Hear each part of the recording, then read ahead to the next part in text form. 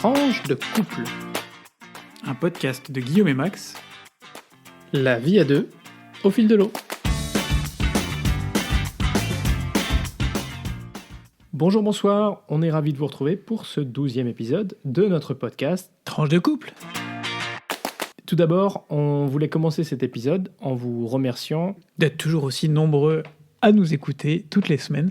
N'hésitez pas, comme d'habitude, à nous faire des commentaires. On vous proposerait bien de les faire en live, mais on n'en est pas encore à faire l'épisode en live. C'est peut-être une idée à venir.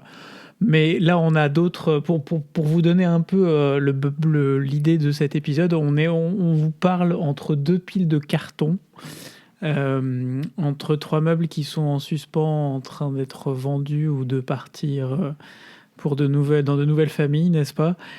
Donc, et la prochaine fois, pour le prochain épisode, on sera aussi dans cette démarche-là, mais dans la nouvelle maison.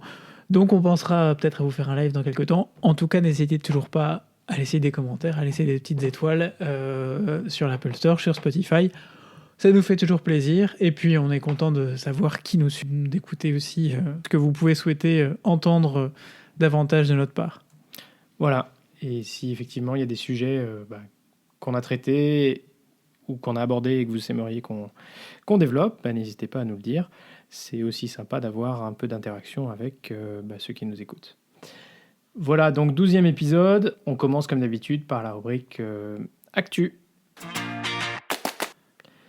Cette semaine, le coronavirus reste malheureusement un sujet important de l'actu, avec effectivement une nouvelle méthode de détection en Chine des cas de coronavirus qui, en fait, a fait un peu exploser les chiffres, Guillaume. Donc la Chine a changé sa méthode de détection du coronavirus.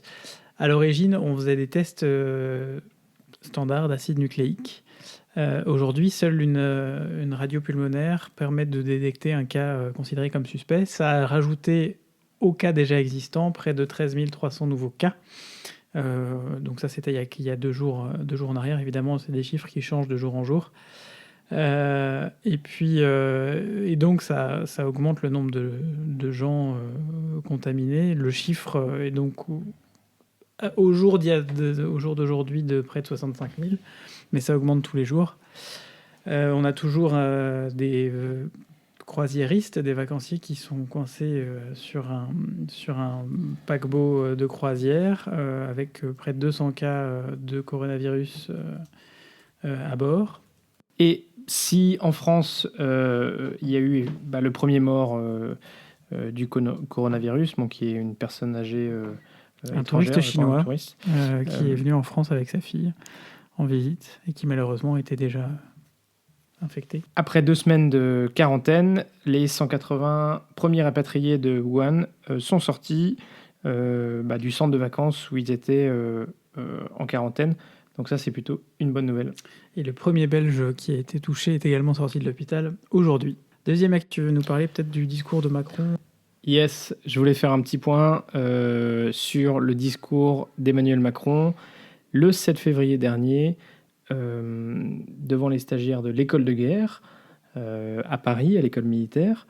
C'est le traditionnel discours du président de la République sur la dissuasion nucléaire. Si vous n'êtes pas vraiment au courant ou si vous ne suivez pas, vous savez, c'est le président de la République qui décide si on doit utiliser l'arme nucléaire, et donc il définit les conditions de son emploi.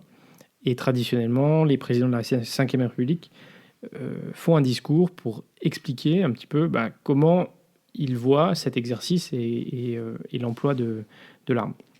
Donc pour Emmanuel Macron, ce discours a eu lieu donc, le 7 février. C'est assez intéressant de noter que finalement c'était 7 jours après le Brexit. Ça veut dire qu'il s'exprimait en tant que seul pays dans l'Union européenne à disposer de l'arme nucléaire. Alors, qu'est-ce qu'on peut retenir de ce discours ? Globalement, le cadre classique a été, la doctrine a été rappelée, elle n'est pas changée, c'est-à-dire que les armes nucléaires ont un rôle défensif. C'est bien, les armes nucléaires seront utilisées contre des centres de pouvoir. un principe de stricte suffisance avec un nombre d'armes nucléaires en dessous des 300 têtes nucléaires. Et c'est les intérêts vitaux. Lorsque les intérêts vitaux de la France sont en jeu, c'est ça qui détermine le fait d'utiliser la bombe. Alors, vous le savez, la bombe nucléaire, c'est quand même un arme de non-emploi. Alors, qu'est-ce qui a changé avec le discours d'Emmanuel Macron ? Peut-être arme de non-emploi.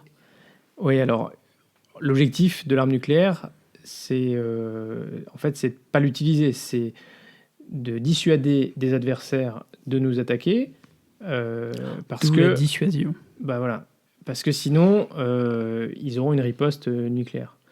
Donc c'est pour ça qu'on dit que c'est une arme de non-emploi. L'objectif, c'est de ne pas l'employer. Alors qu'est-ce qui a changé ou qu'est-ce qui a évolué dans le discours ? Emmanuel Macron a dit clairement que les intérêts vitaux français avaient maintenant une dimension européenne, ce qui est quelque chose qui est une évolution. François Hollande avait dit on ne peut pas considérer que les intérêts vitaux français ne puissent pas être en jeu si un État de l'Union européenne était attaqué. Et là, on a quelque chose d'encore plus clair dans le discours d'Emmanuel Macron. Et en lien avec ça, il a proposé un dialogue stratégique sur le rôle des armes nucléaires, de la dissuasion nucléaire française pour la défense collective de l'Europe, voire même pour les États européens qui pouvaient être prêts de participer à certains de nos exercices nucléaires. Donc c'est quand même une évolution et on verra comment ça se passe. Ça fait écho à certains appels, notamment en Allemagne, de voir comment le rôle de la dissuasion française pouvait peut-être être élargi. Voilà, autre aspect, dans le contexte de la fin de la maîtrise des armements en Europe, il y a un certain nombre d'instruments internationaux de protection de l'Europe qui ont été dénoncés ces dernières années, qui n'existent plus, notamment du fait de la Russie. Et donc, ce discours sur la dissuasion et la défense, qui était un petit peu élargi, a aussi appelé à ce que les Européens fassent partie des négociations pour s'assurer que l'Europe ne redevienne pas un terrain de conflit. Et il a enfin appelé à une véritable autonomie de l'Europe dans un certain nombre de domaines technologiques, industriels, pour pouvoir pleinement jouer le rôle que l'Europe devrait avoir. Voilà en quelques mots quelques éléments du discours d'Emmanuel Macron, et je vous invite à aller le lire. Il est disponible sur le site de l'Élysée si vous le souhaitez. Et puis il y a un certain nombre d'articles qui en font un bilan. Vie de couple, cette semaine et ces 2 dernières semaines, Guillaume l'a déjà mentionné un petit peu en introduction. Les cartons s'empilent, il faut suivre les travaux. On déménage maintenant dans moins de 2 semaines. Donc voilà, on est dans la dernière ligne droite. C'est à la fois excitant de se dire qu'on va déménager après 5 ans dans notre appartement et pour la première fois être chez nous, dans une maison qui nous appartient. Et en même temps, il y a beaucoup de choses à gérer. Il se trouve que en ce moment, nos agendas professionnels font qu'on a un peu du mal on se croise, on n'arrive pas tellement à passer beaucoup de temps ensemble. Guillaume travaille pas mal le soir en ce moment, donc voilà, c'est un peu sport. Parfois, toujours au bon moment. Parfois, nos calendriers un petit peu décalés, ça peut aussi aider, parce que par exemple, Guillaume ne travaille pas le lundi, et donc c'est pas mal aussi pour pouvoir recevoir un certain nombre de livraisons, et c'est très appréciable. Pas tout ce qu'on peut faire le lundi. C'est compliqué d'être en décalé par rapport aux autres, et en même temps, ça permet de faire pas mal de trucs. Alors, bien sûr, les cartons, c'est toujours un moment un peu compliqué, parce que il faut tout rentrer dans les cartons, ça prend du temps. C'est aussi l'opportunité de faire du tri. Et on a des façons très très différentes de faire du tri. C'est vrai. Moi, j'ai du mal à faire du tri. mais je le cache pas. Mais on a des façons très différentes d'aborder le problème. Moi, je l'aborde à la racine, c'est-à-dire que j'ai pris des cartons remplis de papier, j'ai pris un sac rempli de tous mes cours de néerlandais depuis que je suis arrivé en Belgique, et là j'ai fait du tri, c'est-à-dire que j'ai repris tous les trucs, j'ai trié, j'ai classé, j'ai beaucoup jeté, j'ai jeté 95% de ce qu'il y avait dans le sac, mais c'était très, très spontané, très allez, on y va. C'est vrai que tu as une façon un peu plus avec plus de recul sûrement de faire les choses. J'adore comme tu dis ça. C'est tellement subtil, charmant. Non, bah écoute. J'aurais pu dire que tu étais une grosse feignasse qui attendait le dernier moment pour le faire, ce n'est pas le cas. Bah, il se trouve que on déménage dans 2 semaines et que j'ai commencé mon tri ce week-end. Donc, c'est pas mal. Alors que moi qui 2 suis un semaines peu avant. stressé de la vie, j'ai commencé les cartons il y a 10 jours, faut dire. Ouais, donc on a des tours de cartons. On vit un peu dans les cartons depuis. Voilà. Mais je te remercie parce qu'effectivement, là-dessus, on va dire qu'on est complémentaires. Absolument. Ouais, c'est vrai. Je crois qu'on a une certaine complémentarité. Parfois, il faut que. En fait, on a des moments où on se pousse l'un l'autre à des moments très différents. Hein. Max aura plus tendance à me pousser sur des choses un peu différentes, sur aller faire telle ou telle course, aller faire telle ou telle chose, et puis moi je le pousse là sur avancer sur le planning, prendre des décisions, trier. Voilà, c'est aussi une façon qu'on a nous de nous soutenir. C'est une façon qu'on a de se prendre le bec, évidemment. Ça, au moment d'acheter une maison, de faire des travaux et de déménager, on va pas dire que tout s'est fait dans la joie et la bonne humeur systématiquement. Mais sinon, ce serait pas drôle, comme tu dis. Non, mais bon. Alors, je dois dire que cette étape me fait quand même réaliser que je suis un peu indécis, ou en tout cas, j'ai du mal à prendre des décisions. J'ai des idées un peu arrêtées, même si je les fais évoluer. Mais paradoxalement, il a décidé d'arrêter, mais on ne sait pas lesquelles. Mais le moment de prendre la décision, voilà, je le repousse un petit peu. Bon. Et en parallèle... Mais on t'aime comme tu es, tu sais. Mais c'est gentil. T'as vu, hein. Et en parallèle, ouais, c'était le moment un petit peu canapé, séance psy. En parallèle, on doit aussi gérer les travaux, hein, puisque, comme on vous l'avait dit, les travaux ont débuté quelques jours après l'achat de la maison. Et on avait un timing assez un peu serré, puisqu'en 6 semaines, il fallait qu'il ait terminé l'ensemble des travaux. Alors pour mémoire, c'est la rénovation de la salle de bain, la réfection de la cage d'escalier et la peinture, et puis la peinture de grandes pièces, et l'installation de quelques petites choses dans la maison.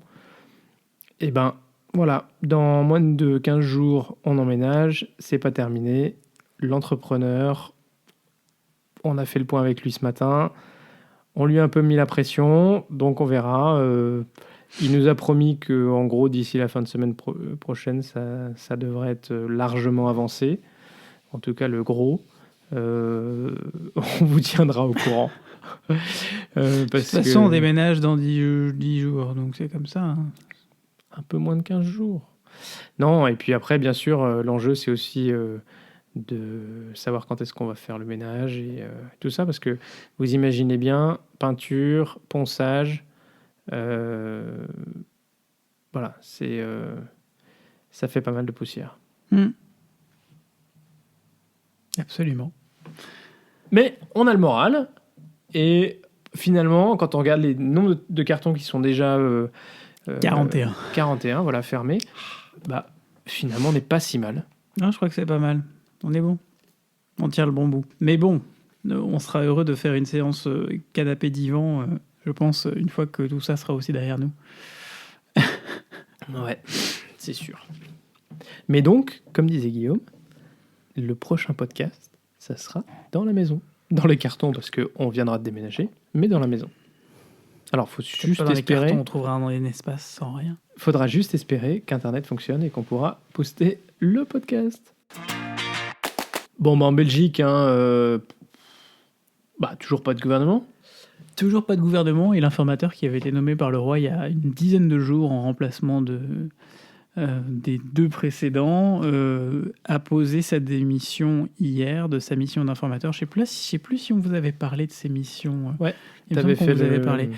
Il a donc posé sa démission au roi, disant que malheureusement la position des deux grands partis, chacun d'un côté de la Belgique susceptible de former un gouvernement, était trop antagoniste pour pouvoir trouver une solution dans les médias. Donc si l'on en croit les observateurs et les médias ces dernières 24 heures, il reste aujourd'hui deux options. La pire est celle qui est néanmoins la plus envisagée et celle qui est de plus en plus envisagée aussi par les partis politiques, c'est celle de nouvelles élections qui seraient convoquées. Bon, on ne sait pas trop pourquoi, parce que finalement les résultats sont probablement assez proches. Les solutions, il faudra les trouver avec les mêmes, plus ou moins les mêmes paradigmes, voire pire, notamment en Flandre où Vlaams Belang, qui est la phalange d'extrême droite flamande, est susceptible de faire encore plus de voix et donc d'avoir encore plus de sièges à la Chambre que précédemment. L'autre solution étant une coalition de partis modérés, mais elle demande beaucoup de travail, énormément de travail, pour des résultats en matière d'ambition politique probablement assez limités, puisque pour mettre d'accord des partis qui iraient aller en France du PS jusqu'aux Républicains, par exemple, ça paraît assez improbable. Good luck. Mais la Belgique tourne toujours, quoi. C'est un peu quand même ce qu'on peut c'est le retenir. paradoxe.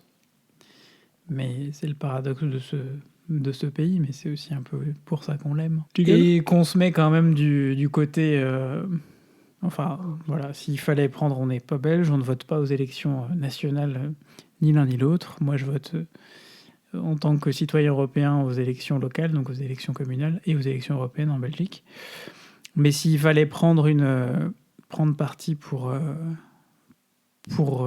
dans un sens, je dirais quand même que la Belgique, les Belges et la Belgique méritent une Belgique unie et non séparée, même si et surtout parce que historiquement c'est un pays qui s'est construit sur des bases extrêmement diverses et que c'est aussi ce qui fait sa richesse aujourd'hui. Et comme le dit d'ailleurs sa devise, l'union fait la force.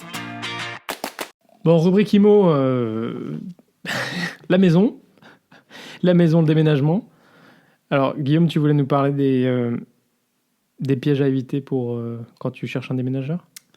Ben oui, je ne sais pas si c'est les pièges à éviter. En tout cas, nous, on a pris la décision parce que, même si on déménage à 150 mètres de là où on habite aujourd'hui, finalement, dans un déménagement, ce qui est compliqué, c'est le chargement, le déchargement. Et puis en Belgique, à Bruxelles notamment, il y a toutes ces maisons qui sont des petites maisons de maître, qui sont des petites maisons étroites, pour lesquelles, quand on fait un déménagement, la seule façon d'accéder sans bousiller la cage d'escalier aux étages supérieurs, c'est de passer par la fenêtre avec ce qu'on appelle un lift, un ascenseur. Et donc, un élévateur. Et donc, il est fortement recommandé de passer pour un professionnel, au moins pour le lift. Mais donc, nous, on s'est auto-recommandé de passer par un professionnel du déménagement parce que, d'une part, parce que tous les deux, tout seuls, on n'aurait pas géré notre déménagement, que demander à des amis, c'est compliqué, surtout quand on déménage en semaine, pour des raisons X ou Y, mais notamment d'emploi du temps. Et que donc finalement on se retrouve face à la situation de faire des devis, des demandes, des gens qui viennent, qui passent, se dire qu'est-ce qu'on fait, qu'est-ce qu'on prend. On a eu 3 devis qui étaient assez proches les uns des autres, avec des prestations assez proches les unes des autres. La grosse différence qu'on a vue dans les devis ici, c'est des prestations à l'heure ou des prestations au forfait. On était parti sur une prestation à l'heure, mais on s'y est pris trop tard, et donc finalement on est parti sur une prestation au forfait, c'est-à-dire qu'on paye un forfait fixe pour l'ensemble du déménagement. Il faut faire attention aussi aux assurances, puisque les déménageurs, en Belgique en tout cas, proposent une assurance de base qui est de l'ordre de 125 € par mètre cube ou transporté, quelque chose comme ça. Donc quand vous transportez comme nous une 30aine de mètres cubes, ça va quand même pas chercher très loin.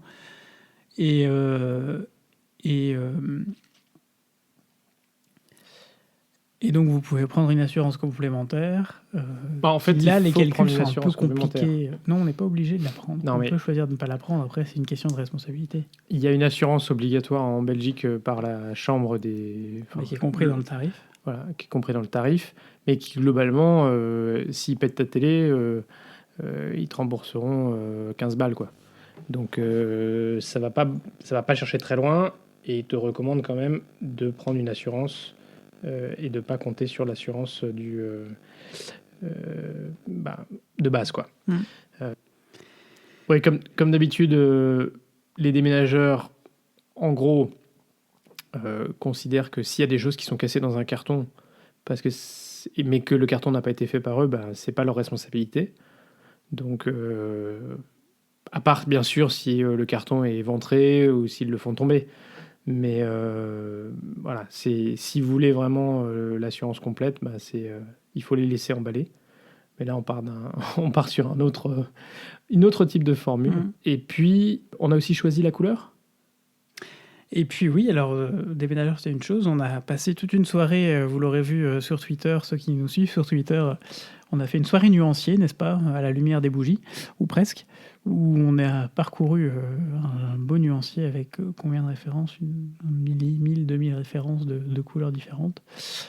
Tout ça pour un mur de la cuisine et la couleur des portes du couloir. Mais il faut ce qu'il faut quand même. Alors, choisir la couleur à la lumière d'une ampoule artificielle, c'est aussi une gageure. Parce que selon là où vous placez le nuancier, la couleur ou la perception de la couleur n'est pas la même. Mais c'est ça qui est intéressant aussi, parce qu'en fonction des lampes que vous mettez dans la pièce dont il est question, vous aurez plus ou moins vous verrez la lumière différemment de ce qu'elle peut être en réalité. Et donc nous sommes à ce stade, je crois, assez finalement contents de la façon de ce qu'on a trouvé. On n'a pas encore vu le résultat en vrai. On espère que cette semaine, que cette semaine on le verra en vrai. On va le voir cette semaine. Et on est heureux de vous introduire à la couleur S3560 R80B et S4550 B20G, n'est-ce pas?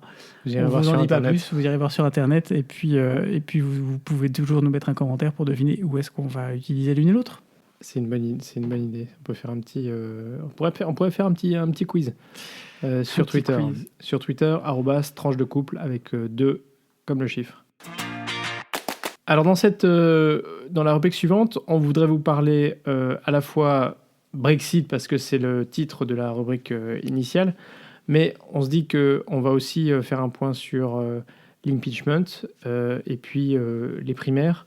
Donc c'est un petit peu notre rubrique anglo-saxonne. Eh oui, l'incontournable. Alors, côté Brexit, ça y est, hein, depuis début février, le Royaume-Uni ne fait plus partie de l'Union européenne, mais néanmoins continue d'appliquer les lois et peut participer à un certain nombre de programmes de l'Union européenne jusqu'à la fin de la période de transition, donc fin décembre. On en reparlera aussi dans la rubrique d'après, spoiler. Et d'ores et déjà, donc la Commission a présenté aux États membres le projet de mandat de négociation directement après le Brexit. Et de son côté, Boris Johnson a lui aussi fait un discours où il fixait un peu les paramètres. L'objectif de Boris Johnson, c'est d'avoir quand même un assez large accès au marché commun, mais en gardant une certaine flexibilité, une certaine indépendance. Donc en gros, à partir du moment où aujourd'hui les règles sont relativement équivalentes, et c'est normal puisque le Royaume-Uni en ce moment est encore en train d'appliquer les règles de l'Union européenne, il considère que c'est suffisant pour qu'il puisse y avoir une ouverture réciproque des marchés sans nécessairement prendre un engagement que le Royaume-Uni va continuer à calquer ses règles sur les règles de l'Union européenne, qui naturellement vont continuer d'évoluer. Et alors là, l'enjeu, bien sûr, c'est d'éviter des situations où le Royaume-Uni aurait un avantage compétitif parce qu'il aurait abaissé ses règles sanitaires ou sociales. Voilà, donc C'est un bras de fer assez robuste qui commence. À la fin du mois de février, les États membres valideront le projet de mandat. On a vu aussi un certain nombre de réactions, notamment françaises, pour renforcer le mandat et être plus strict. Il y a un gros enjeu qui est pour la France, notamment l'enjeu de la pêche. Et on a vu que les pêcheurs français se tenaient vraiment prêts à bloquer les choses s'ils n'obtenaient pas satisfaction. Parce que, pour mémoire, en gros, un certain nombre de pêcheurs français ont besoin d'aller pêcher dans les eaux britanniques qui sont beaucoup plus poissonneuses. Et les Britanniques ont aussi besoin de la transformation des produits de la pêche, puisque une majorité de la transformation se fait en fait sur le continent. En parallèle, Boris Johnson avait annoncé que son objectif était de négocier avec les États-Unis un accord de libre-échange. Visiblement, Donald Trump préfère donner la priorité à l'Union européenne. Et dans le contexte également de la décision britannique sur Huawei, donc la 5G, de ne pas exclure Huawei complètement des réseaux britanniques.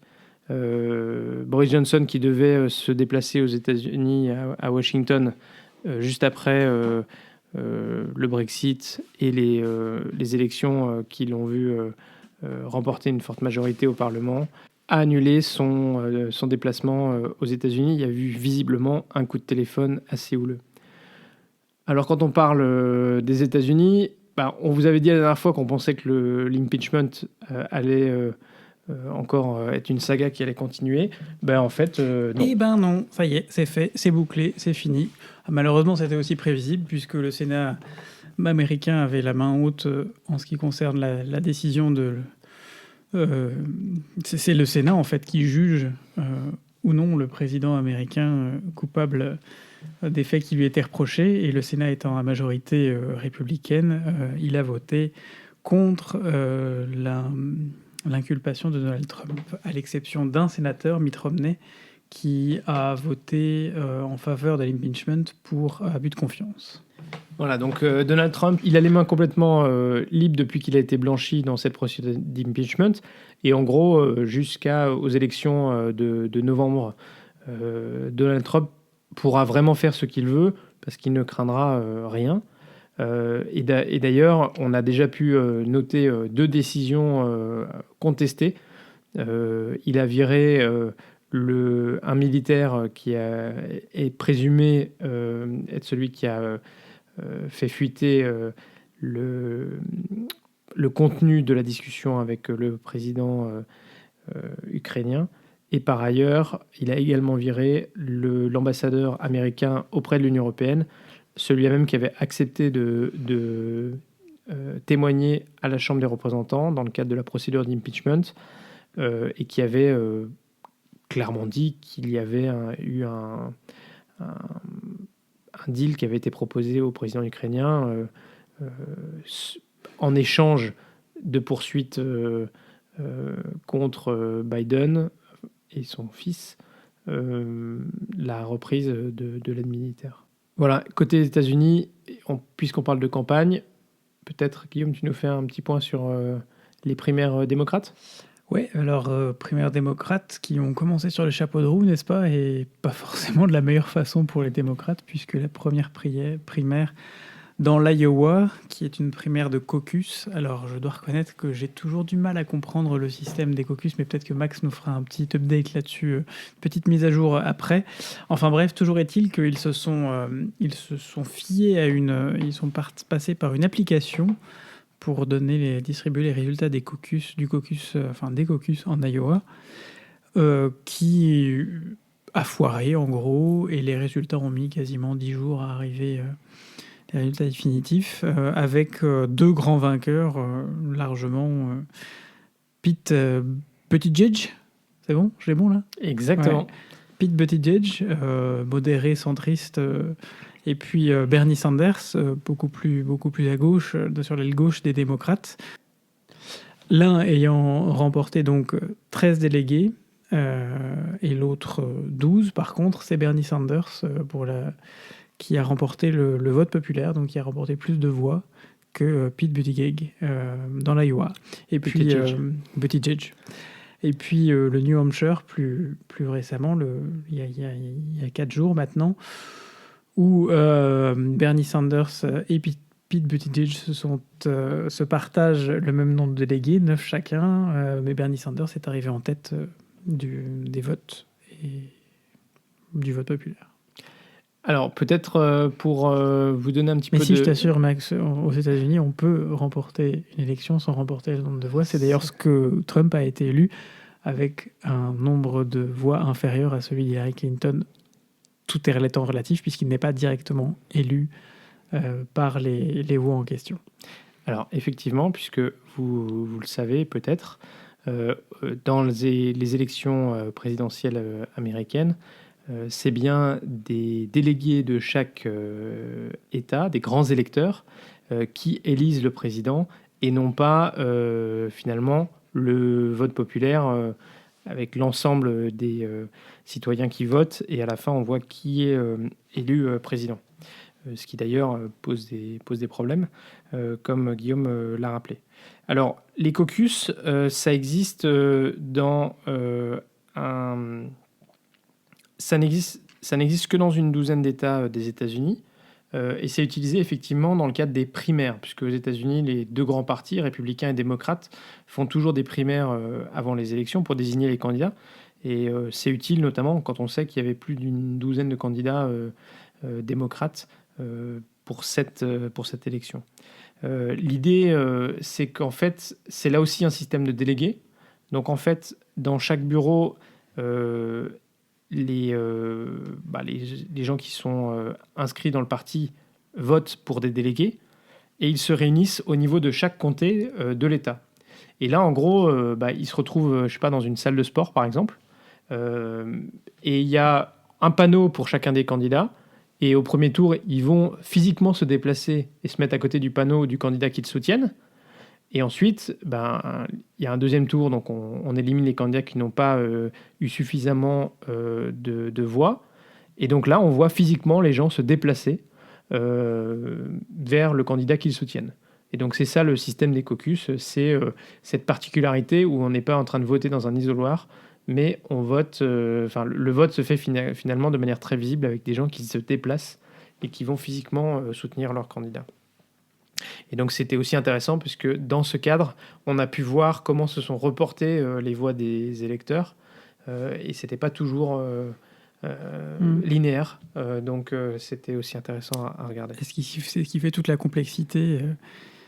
Et ça n'explique pas pourquoi le vote a été si long. C'est vraiment lié à comment les résultats ont mis autant de temps. C'est vraiment lié à un bug de l'application qui n'a pas été bêta-testé, comme on dit avant, ce qui est un peu bizarre à ce niveau-là, tellement ce premier Une ligne de code. Une ligne de code, voilà. Comme quoi.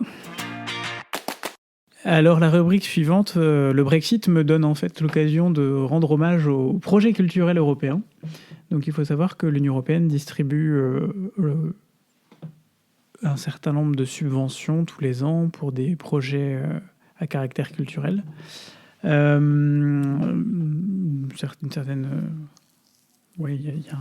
a un budget qui est dédié à ça.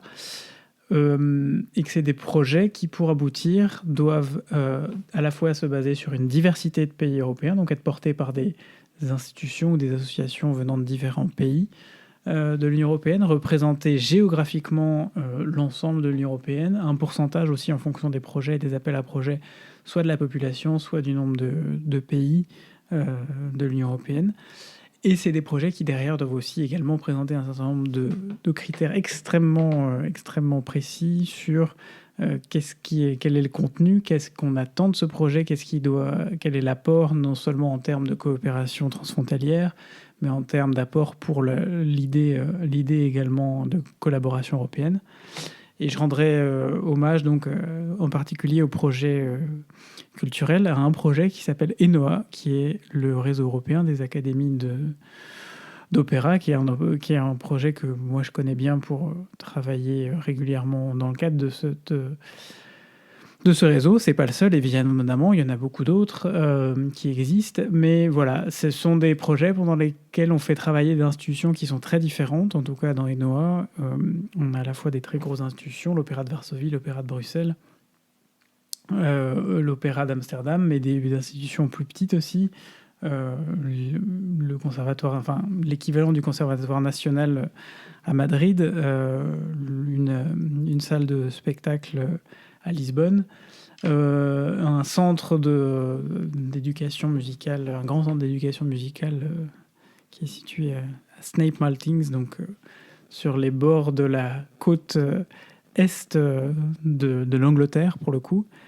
Voilà, et c'est des institutions qui sont très différentes, qui n'ont pas forcément les mêmes ambitions, qui n'ont pas les mêmes projets, qui ne voient pas forcément toujours les choses de la même façon, mais qui arrivent à se retrouver sur un projet en particulier. En l'occurrence, ici, c'est mettre en avant une nouvelle génération de jeunes artistes qui viennent de milieux différents, de faire en sorte que ces jeunes artistes représentent la société telle qu'elle est actuellement, telle qu'on la connaît, c'est-à-dire faire en sorte que, ben oui, ces artistes qu'on présente sur nos scènes aussi, davantage de femmes, davantage d'artistes issus des minorités, parce que c'est important aussi que l'opéra, comme art vivant, présente une vision de la société. Ça nous ramène un peu au débat qu'il y avait eu et dont j'avais parlé ici sur la nomination d'Émilie Delorme. Émilie Delorme, qui est la nouvelle directrice du Conservatoire national de Paris, était par ailleurs, jusqu'à il y a quelques semaines en arrière, la directrice du réseau ENOA. Et donc c'est une autre façon aussi de rendre hommage au travail qu'elle a fait au travers de ce réseau et de dire combien c'est enrichissant de travailler avec des institutions extrêmement différentes et de trouver, d'avoir cette culture du compromis et d'arriver à trouver le meilleur de ce que chacun peut apporter. Super. Comme quoi, c'est aussi un témoignage concret de ce que l'Europe peut apporter. Exactement. Par un soutien à la culture. Et à cet égard, on se réjouit que la culture n'ait pas été oubliée du titre du commissaire. Non, c'est vrai qu'on est passé à ça, de voir la culture squeezée, mais ça fait partie des 2 ou 3 titres de commissaire qui ont été revus à la seconde mouture présentée par Ursula von der Leyen. Ursula von der Leyen. Ouais, von der Leyen, pardon. Sinon, tu dis comme moi, t'écris UVDL et puis ça marche. Ok, je note. Mais c'est comme Pete Buttigieg. On se moque, mais il faut dire qu'il est déjà 23h08, c'est compliqué. Ne spoile pas. Ne spoile pas les horaires auxquels on fait ces podcasts. Ça devient de plus en plus n'importe quoi. Si un jour vous entendez un ronflement, c'est parce que l'un d'entre nous s'est endormi et qu'on a enregistré un podcast à minuit. Ça arrivera, hein. Je suis persuadé que ça arrivera. Sur notre inspiration de base chez Magali et Seb, Mélia, ils ont enregistré des podcasts, je ne sais plus, à 2h du mat ou à 1h du mat, enfin bref. Moi, il y a un horaire, une fois on en reparlera dans un autre... Ce sera l'occasion. Complètement. Quand on passe un certain horaire, moi, mon cerveau est déconnecté, mais genre débranché, quoi. Vous imaginez la prise, voilà, c'est zéro. Donc on va faire vite et on va aborder la dernière rubrique de ce podcast, la rubrique tech. Vous vous souvenez peut-être que je vous avais parlé de l'initiative de la présidence finlandaise de l'Union européenne de mettre à disposition un cours en ligne sur l'intelligence artificielle. Alors aujourd'hui, je voulais vous parler d'une plateforme de cours en ligne qui s'appelle Future Learn. Future avec un E, learn comme apprendre.com. Et d'un cours que je suis actuellement en train de suivre sur la cybersécurité. Et voilà, c'est un cours qui est étalé sur 8 semaines et qui, au long de ce cours, vous donne un peu les bases de la cybersécurité, vous apprend quels sont les types de menaces auxquelles on fait face. Et puis, comment vous donne un peu des trucs pour sécuriser à la fois, je ne sais pas, par exemple, l'usage de des mots de passe, ou alors sécuriser votre ordinateur, les réseaux. Voilà. Donc, c'est assez intéressant. on apprend pas mal de choses. Il faut quand même suivre le rythme, parce que le cours est pas disponible en permanence, mais il est disponible sur une durée limitée. L'objectif, c'est qu'au bout des 8 semaines, le cours s'arrête. Donc là, moi, j'ai pris un petit peu de retard. Je suis qu'à la 3e semaine, je vais commencer la 4e semaine. Or, le cours en est déjà à la 6e, bientôt 7. Donc, il va falloir que j'avance. En gros, ils disent que ça vous prend à peu près 3 heures dans la semaine pour suivre le cours. Et vous pouvez bien sûr vous arrêter à tout moment. Voilà, je voulais vous partager cette expérience. Tu nous mettrais peut-être en tweet. Et je peux mettre en tweet le lien. Ouais. Ça s'appelle « Introduction à la cybersécurité » par l'université libre, The Open University. Alors, par contre, c'est un cours en anglais. Mais voilà. But Max will gladly make une translation for you, if needed. Hein. Non. Pas d'effort aussi. Voilà. Et donc, mais c'est très bon de réviser son anglais aussi avec ce genre d'activité. Ouais. Et peut-être si je peux en profiter, n'utilisez pas le même mot de passe sur les sites web différents. 1, 2, 3, 4, 5, 6, ça passe pas non plus. Utilisez des mots de passe compliqués, avec des majuscules, des minuscules, des caractères spéciaux, des chiffres. Idéalement de plus de 15 caractères, et vous allez me dire mais c'est impossible de se rappeler de tout ça. C'est pour ça qu'on vous conseille très fortement l'utilisation d'un logiciel qui gère les mots de passe pour vous et qui vous permettra de générer des mots de passe compliqués. Il y en a un certain nombre qui existent, 1Password, LastPass, et nous on utilise Dashlane, qui a été créé par des Français d'ailleurs, installé aux États-Unis, et qui est un gestionnaire de mot de passe vraiment super. Ce qui est bien avec un gestionnaire de mot de passe qui a un petit peu évolué, c'est que lorsque vous allez vous balader sur un site, en fait, il vous propose directement de rentrer le mot de passe, donc vous n'êtes pas obligé de le retenir. Et donc, le jour où vous vous faites enlever, vous pouvez même dire que vous ne connaissez pas vos mots de passe, même si on vous force à aller sous la torture à les donner. Très bon conseil. 23h12. Bon, je crois qu'on va clore ce podcast. Merci Max pour cette dernière rubrique tech. Merci à tous de nous avoir suivis. Merci à toutes et tous de nous suivre d'ailleurs régulièrement. On a dépassé le cap des 500 écoutes, je crois. Exactement. Tout récemment.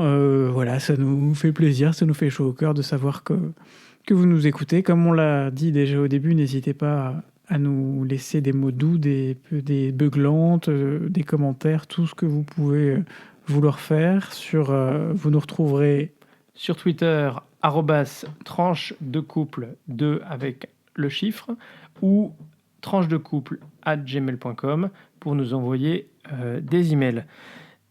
On vous rappelle également que ce podcast est diffusé le 1er et le 3e lundi du mois. Et donc, voilà, c'est pas un podcast toutes les semaines. On a bien noté qu'on avait un petit peu dépassé ces derniers temps les 30 minutes. On est plutôt entre 30 et 45 minutes. On espère que, néanmoins, ça vous intéresse quand même et que ça vous dérange pas trop. N'hésitez pas à nous le dire, d'ailleurs, si vous préférez avoir un podcast qui fasse pile 30 minutes, ou si le fait qu'on fasse un peu en fonction des sujets qu'on aborde, ça vous va aussi. Bonne continuation à toutes et à tous, et à très vite pour de nouvelles tranches vitaminées.